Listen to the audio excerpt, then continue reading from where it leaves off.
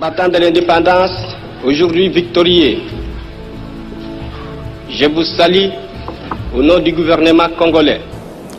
Je voudrais d'abord ici mentionner que l'année passée, le 15 septembre 2021, nous étions ici, au même endroit, pour déposer le projet de budget pour l'exercice 2022. Nous avions à ce moment-là affirmé que le gouvernement que je dirige, et selon la vision de son Excellence Monsieur le Président de la République, Félix Antoine Tshisekedi Tshilombo, devait être respectueux des textes. Et ici, c'est cette manifestation de déposer pour la deuxième fois le budget dans les délais constitutionnels. Et donc, c'est un exercice auquel le gouvernement aujourd'hui s'est donné une exigence, et nous le faisons avec, bien sûr, le ministère d'État, ministère du Budget, mais la collaboration de tous les autres ministres. C'est juste s'y prendre à temps pour pouvoir rencontrer cette exigence. Et ici, en ce qui concerne le budget que nous venons déposer, je voulais juste donner quelques éléments. Parce que, en réalité, la primeur est réservée, comme vous le savez, au Parlement, où nous devons venir pour le défendre. Ces éléments, c'est d'abord les indications qui nous avaient été données clairement lors d'un Conseil des ministres en communication de son Excellence Monsieur le Président de la République, de demander au gouvernement de tenir compte de l'aspect social, donc d'avoir vraiment un budget pro-social pour la République, indépendamment du contexte politique et économique mondial dans lequel nous sommes, et indépendamment de nos réalités. Alors ici, nous avons tenu à respecter cette instruction qui nous a été donnée.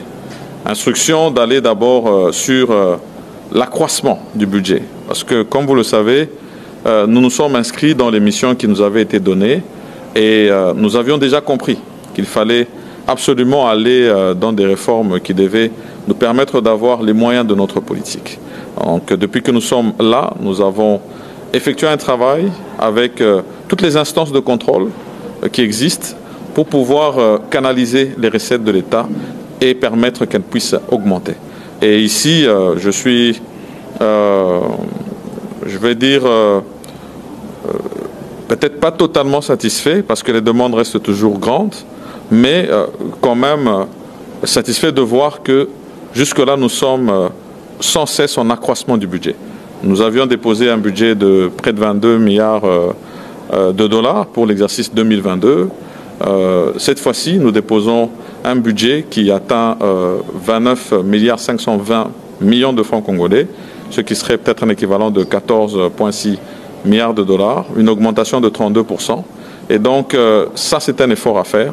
Et nous ne devons même pas nous limiter là, nous assurer que dans l'exercice, nous puissions essayer de dépasser nos propres assignations. Alors, en ce qui concerne les domaines prioritaires qui sont les nôtres, comme vous le savez, vous connaissez la situation sécuritaire du pays. Nous sommes en agression et nous avons aussi des situations sécuritaires à mener partout sur l'étendue de la République. Et donc, c'est le secteur dans lequel nous avons voulu montrer notre volonté. C'est-à-dire à travers notamment la loi de programmation militaire que nous avons adoptée par habilitation au niveau du gouvernement et doter, au fait, ce secteur des moyens dont il a besoin selon la programmation qui a été faite. Donc, à côté de cela, nous avons d'autres secteurs sur lesquels nous avions des missions précises, notamment la couverture santé universelle dans le secteur de la santé, la gratuité de l'enseignement qui doit se poursuivre dans le secteur de l'enseignement, et puis finalement nos réformes sociales. Ces réformes sociales vont d'abord dans le sens de rencontrer les échanges que nous avons avec les différents syndicats. Comme vous le savez, nous avons, nous, opté pour une politique de dialogue, et c'est un dialogue permanent qui se fait avec tous les syndicats de tous les secteurs. C'est visible et nous pensons que c'est à travers ce dialogue, à travers la compréhension des uns et des autres, parce qu'il faut rappeler que les demandes restent toujours grandes. Lorsque nous élaborons le budget, nous avons des projections au départ qui nous amenaient à près de 24 milliards, mais les demandes restaient quand même à 56 milliards, donc près du double. Donc il nous faut chaque fois nous réadapter en tenant compte de notre contexte et puis aussi des exigences que nous avons dans le cadre des contrats que nous avons avec nos partenaires, notamment la Banque mondiale, le FMI, et rester sur cette bonne gouvernance dans laquelle nous nous sommes déjà inscrits. Et donc, avec ces bons syndicaux, nous allons continuer ces échanges. Nous allons surtout accroître l'effort que nous devons faire au niveau de la fonction publique dans le cadre de l'identification, mais surtout la mise à la retraite, qui va permettre d'avoir, bien sûr, un souffle pour avoir un recrutement qualitatif au niveau de la jeunesse, mais au-delà de ça, permettre surtout de mieux maîtriser notre enveloppe salariale. Tout ceci, ce sont des actions que nous menons parce que nous voulons améliorer, en tout cas, les conditions sociales de tous nos agents et au travers eux, bien sûr, toutes les familles qui soutiennent. Je voudrais insister sur le fait que dans les missions qui sont les nôtres, nous avons tenu aussi à rester dans le respect des engagements du point de vue des investissements que nous devons faire. Vous savez que nous sommes dans un programme ambitieux, un programme de développement à la base pour une juste redistribution des richesses dans chaque territoire. Et donc là-dessus aussi, nous allons maintenir le cap du point de vue des investissements qui doivent être faits. Nous n'allons pas oublier, bien sûr, les engagements que nous avons avec les provinces. Et donc, tout ceci pour permettre que, justement, nous puissions rencontrer ces besoins et ces demandes de la population.